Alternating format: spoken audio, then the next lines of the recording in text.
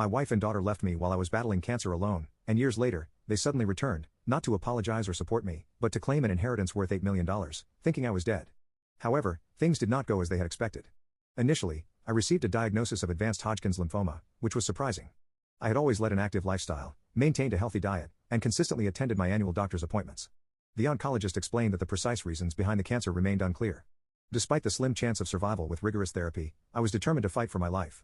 After receiving my diagnosis, I sat down with my wife of 15 years, Daisy, and our teenage daughter, Luna, to break the news to them. Understandably, they were devastated, but I reassured them that I would do my utmost to combat the disease. However, I couldn't help but worry about how this would affect our family dynamics. The doctor had warned me that the chemotherapy would be debilitating, and he mentioned that many marriages don't survive such treatments. Later that night, I expressed my concerns to my wife. She assured me that she would stand by me through sickness and do everything in her power to support me. We were financially stable, thanks to my good insurance, sizable savings, and a trust fund from my late grandfather. Our house was fully paid off, and I had set aside money for Luna's college education in case anything happened to me. A week later, I started chemotherapy, and it was incredibly taxing. I returned home feeling utterly drained, as if I had been hit by a freight train. I could barely manage to feed myself, let alone perform basic tasks like bathing or walking. My wife and daughter stepped up to help me, taking care of meals, housework, driving me to chemo appointments, and ensuring my prescriptions were filled. I tried not to burden them too much and did what I could when I had the energy. This went on for 2 grueling months. However, I began to notice signs of agitation from my wife and daughter. There was a growing reluctance whenever I asked for their assistance. Even my daughter stopped responding when I requested something as simple as a glass of water or help getting some fresh air. Things reached a breaking point when I had an early chemo appointment one day. I realized I was running late, and my wife had not yet come down from our room. I called up to check on her, and she wearily suggested I take an Uber to the hospital because she was tired. I was shocked by her response, but not knowing what else to do, I called for an Uber and also contacted the hospital to request assistance, as my wife wouldn't be there to support me. Fortunately, my Uber driver was incredibly kind and ensured I safely reached the hospital. She even offered to drive me back home after my treatment. I was grateful, but it was disheartening to rely on the kindness of strangers. When I returned home that day, the situation had taken a troubling turn. After a few hours of rest, I mustered the courage to confront my wife and daughter about their recent behavior. I had noticed a distinct chill in their demeanor lately, and it was becoming increasingly difficult to ignore. I asked them if they felt like I had become a burden on them. My wife, with a heavy sigh, admitted that they were feeling overwhelmed. My daughter timidly admitted she hadn't expected me to be so needy and demanding during my illness.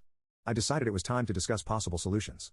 I suggested hiring a nurse who could come in a few days a week to assist me with daily tasks and take me to my chemotherapy sessions to make things easier.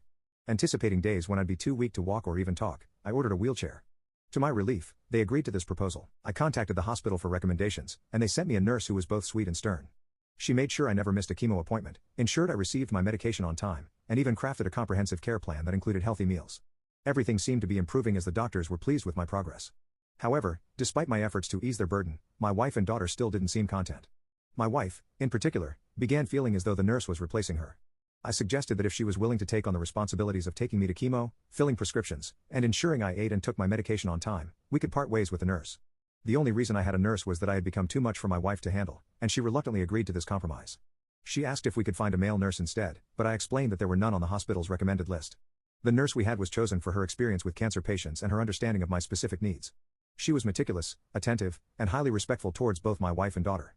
I made it clear that the only way the nurse would be replaced was if my wife and daughter were willing to shoulder her responsibilities.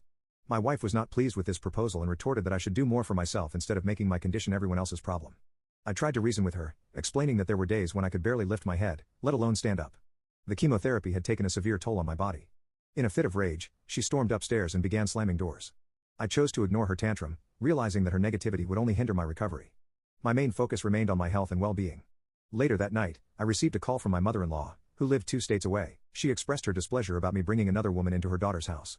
Technically, the house was in my name, as I had owned it before our marriage, but I decided to take the high road.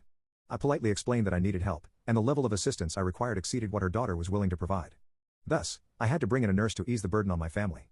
I emphasized that the nurse's presence would only be temporary, lasting for the duration of my remaining month of chemotherapy, provided the cancer didn't persist or worsen.